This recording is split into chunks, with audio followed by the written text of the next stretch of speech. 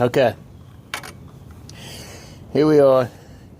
This is the starter on the 86 Ram charger. It's a little hard to get this camera stuff in here, but anyway, the two wires, there's one here, there's one here. Now you don't have to worry about taking those off till after you get the starter out. So on this starter, there's only two bolts that hold it in. One right here, and the other one, if I can get my camera up in there to show you. Hang on here, let me see.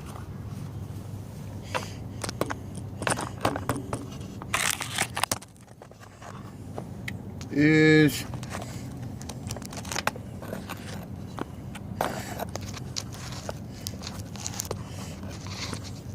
anyway, right there. It's up on the top. So, like I said, there's only two bolts holding the starter in. And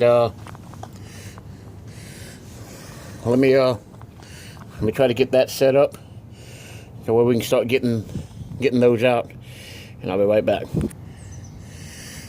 I gotta get this camera in a position, you know, where you guys can kind of see what I'm doing here. The bottom bolt's not that bad. The top one, I mean, sometimes it can be a little fidgety, but it will come out, you know. If you get ticked off, which I have plenty of times, don't get me wrong. But you know, if you get ticked off, hey, walk away from it for a few minutes, come back and try again. So let me see if I'm gonna get ticked off.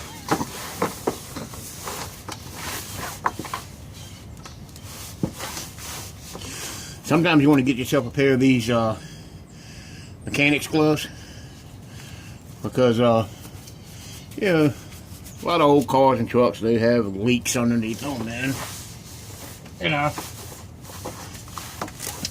if you don't have to get it, you know, it's filthy. If you don't need to, then I don't see no point in getting that filthy. So here we go.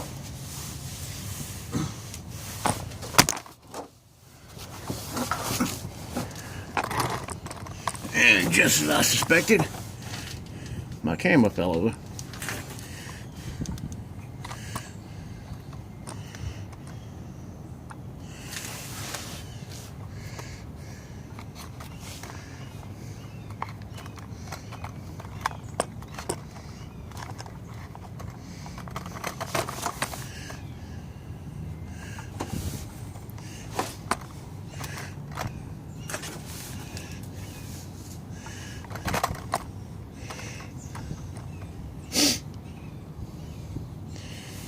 I'm not very good at this recording while I work stuff, so you're gonna have to bear with me.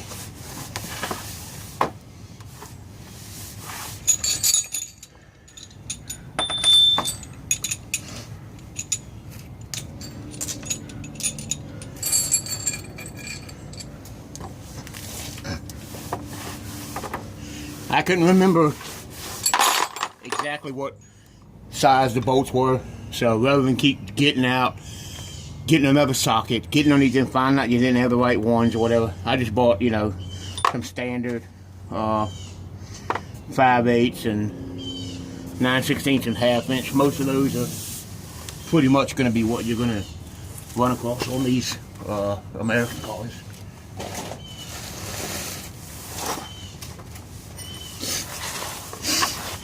Well, I say that, you know, on the older ones. The new ones, there's no telling what you're going to find. Everything's going to be Chinese or Japanese, so it's probably going to be metric. Alright.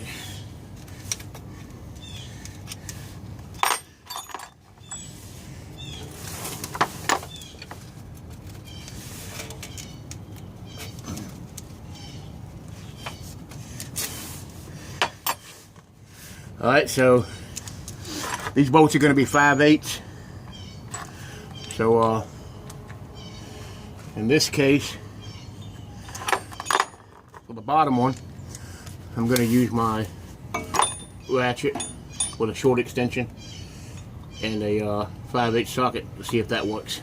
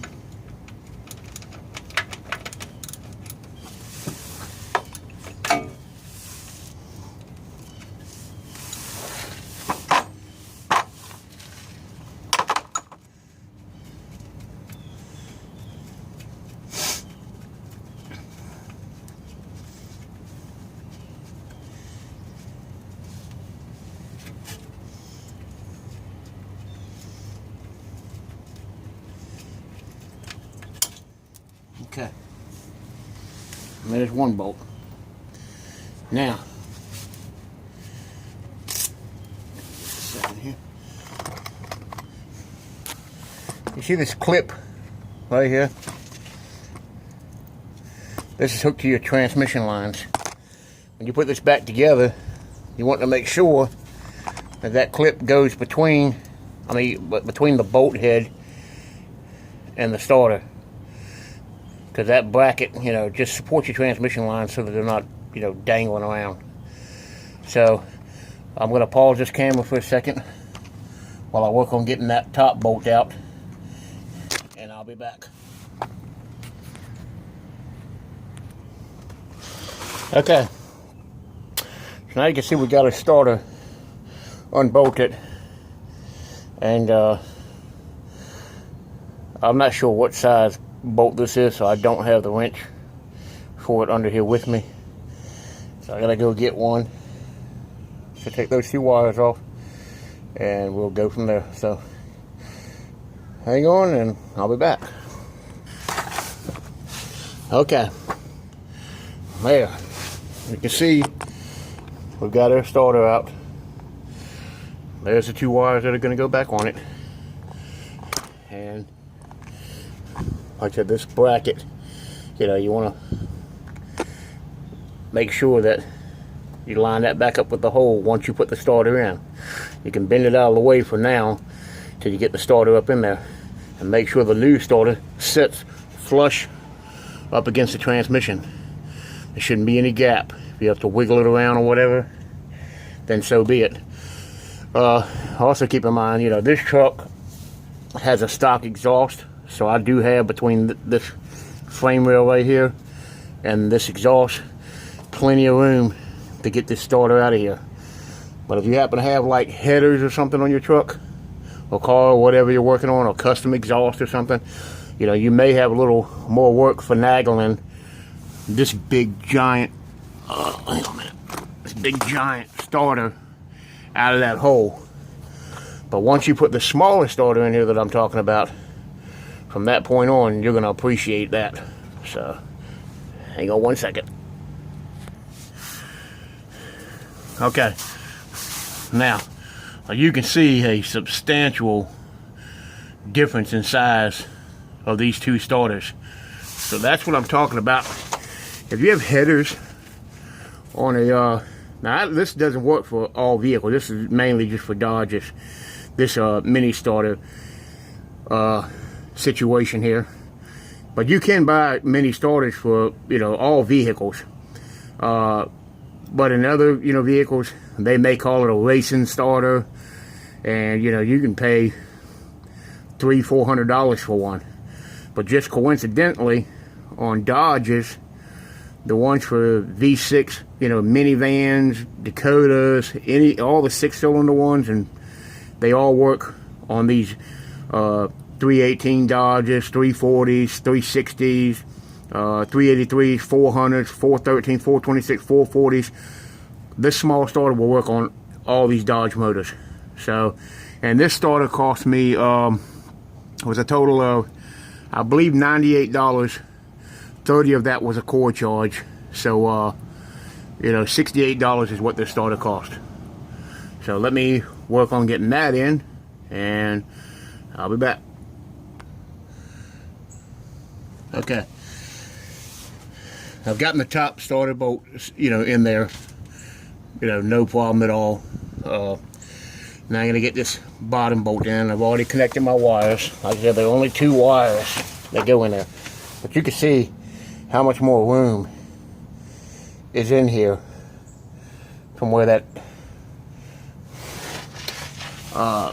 giant starter. I'm not going to back up just to get it all in the camera, but you can see there's a whole lot more room up in here, to get your hands in here. You got plenty of room. So it's time to move this bracket back up there that I talked about for the transmission line. Sorry if I'm shaking this camera around while I'm trying to do this, but trying to get you an idea of what I'm doing here.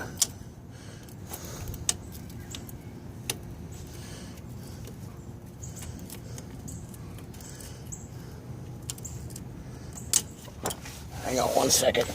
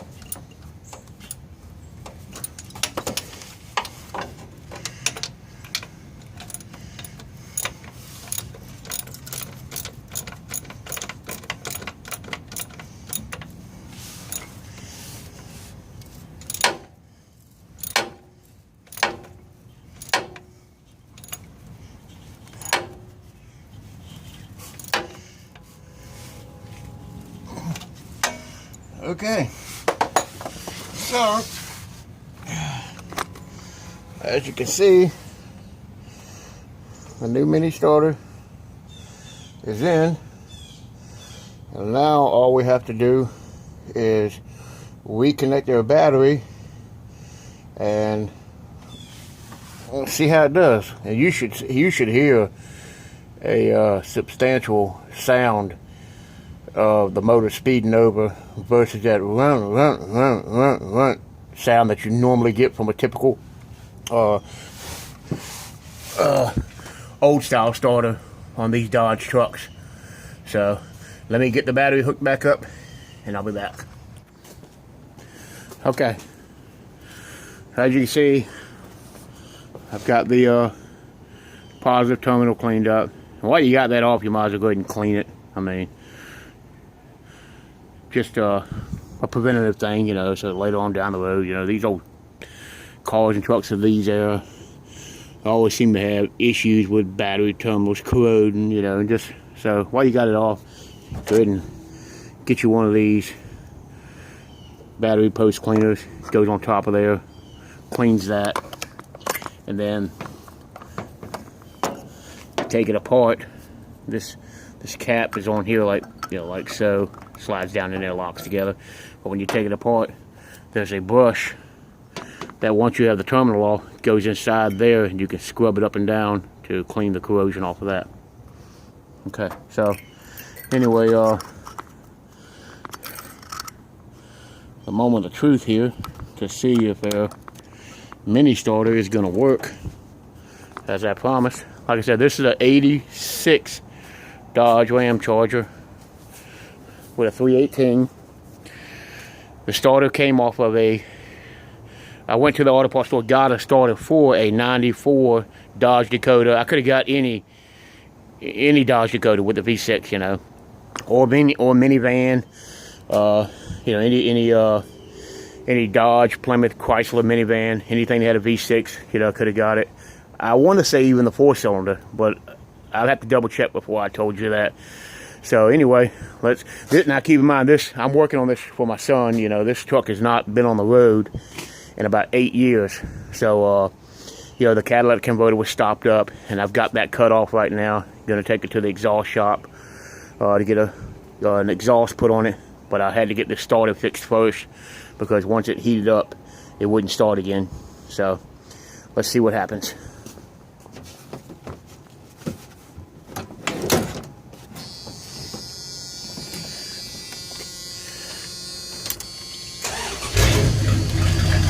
There you go.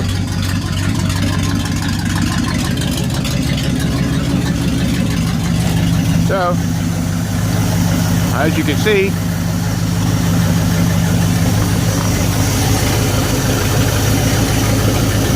this thing started.